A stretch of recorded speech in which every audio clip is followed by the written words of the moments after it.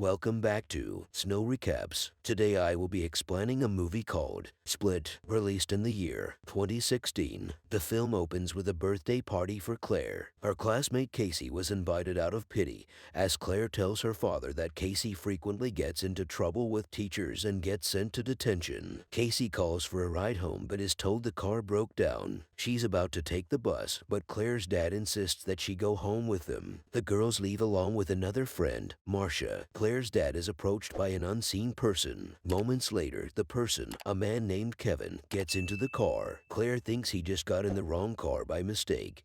But Kevin puts on a face mask and sprays the girls with some kind of toxin that knocks them out. Casey slowly attempts to open the door to get out, but Kevin gets her too. Kevin brings the girls into a windowless room in an unknown location. He pulls Marcia out and takes her outside. After a brief moment, Marcia runs back into the room after she peed herself. She tells the others that Kevin wanted her to dance for him. Claire says they need to fight back together to get out. Casey is calm and says they need to find out what they are there for before they make any sort of move. We see a flashback in which a 5-year-old Casey is with her father and her Uncle John. They are both hunters, and they teach Casey how to hunt. Uncle John talks about hunting a deer but being distracted by the buck. A therapist, Dr. Karen Fletcher, is watching a news report on the 3 missing girls and how Claire's father woke up to find the girls and his car gone. Karen then receives an email from someone named Barry saying they need to speak, and it is urgent. Barry is really one of Kevin's multiple personalities. This alter is a sketch artist with a heavy Boston accent. He meets with Karen regularly in this persona. The girls continue to try to find a way out. They look through a crack in the door and see what appears to be a woman talking to their captor. Claire and Marcia call to the woman for help.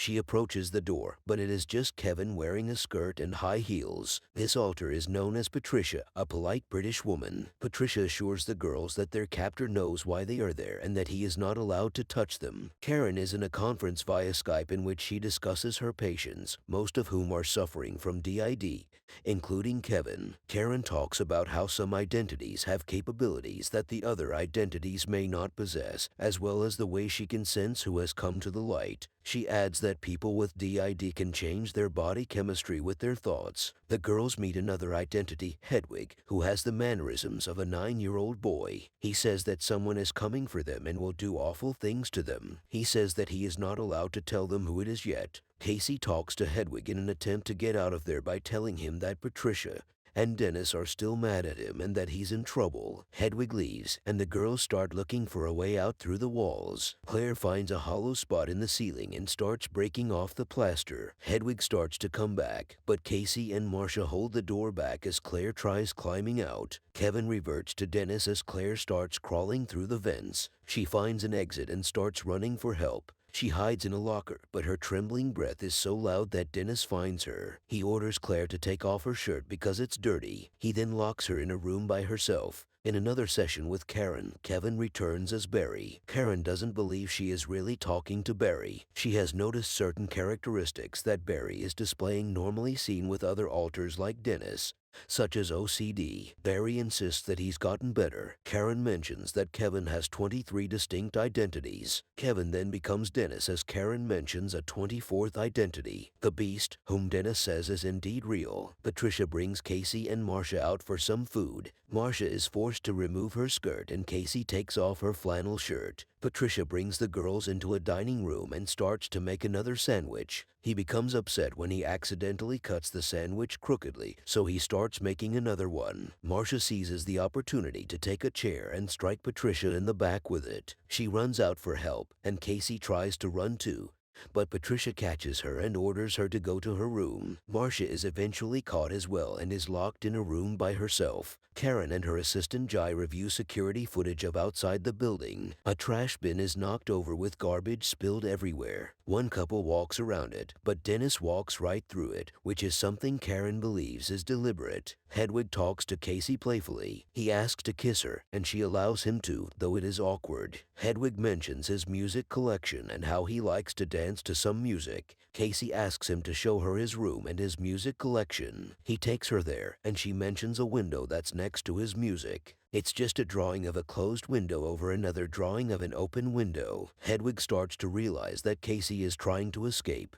She becomes frightened and attempts to placate him. He pulls out a walkie-talkie, which Casey uses to start calling for help while fighting off Hedwig. Hedwig subdues Casey and takes the walkie-talkie back. We see another flashback with little Casey on a hunting trip. With her dad not around, Uncle John starts wanting to play. He strips down to his underwear and tells Casey to take off her clothes because animals don't wear clothes. Later, John emerges from behind a rock and sees Casey holding a rifle at him. He manages to take it back from her so that she doesn't pull the trigger. Claire and Marcia attempt to escape using a wire to unlock the door from the outside Marcia's room. They are unsuccessful. Karen goes to Kevin's home and is greeted by Dennis. He invites her inside and they continue to discuss the Beast, as well as the Horde, which is the name given for the major identities that control Kevin. Karen then becomes genuinely terrified. She goes outside and finds Claire trapped in her room, but Dennis pulls Karen away before she can help. Casey finds a laptop with videos on every one of Kevin's identities. She sees one called Orwell, who discusses philosophy, and another named Jade, who is diabetic.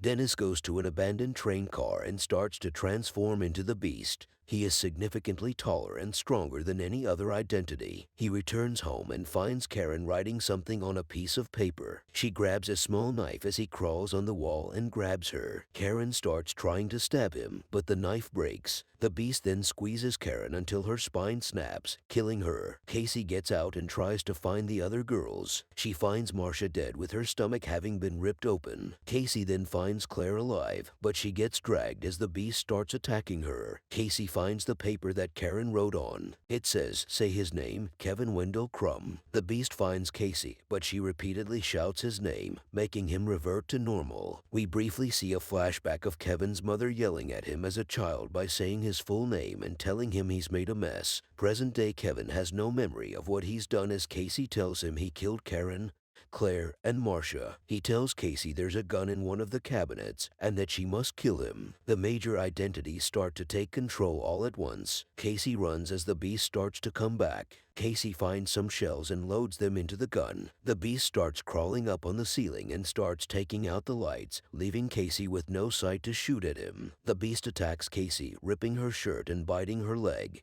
But she gets away. She closes herself in a cage and loads the gun with more shells. Casey shoots at him with the gun multiple times with only 2 more rifles. She is determined to kill him all at once. The Beast starts bending the bars to get in, but he then notices multiple scars on Casey's body. Another flashback shows little Casey after her father's funeral, and John telling her he will be her new guardian. The Beast then proclaims that Casey is pure-hearted, and he leaves her alone. Not long after, a man goes downstairs and finds Casey. He carries her outside to safety. She looks around on the outside and sees many animals in an enclosure. Medics arrive and take Casey in. Kevin is somewhere by himself, with the Horde controlling him completely now. Patricia says that the Beast will protect them now. The last scene is in a diner where people are watching a news report on what Kevin did. The anchorwoman mentions how the Beast identity displays characteristics of the animals in the enclosure where he worked. A patron mentions that the case is similar to a man in a wheelchair from 15 years earlier. When she can't remember his name, someone next to her replies, "Mr. Glass."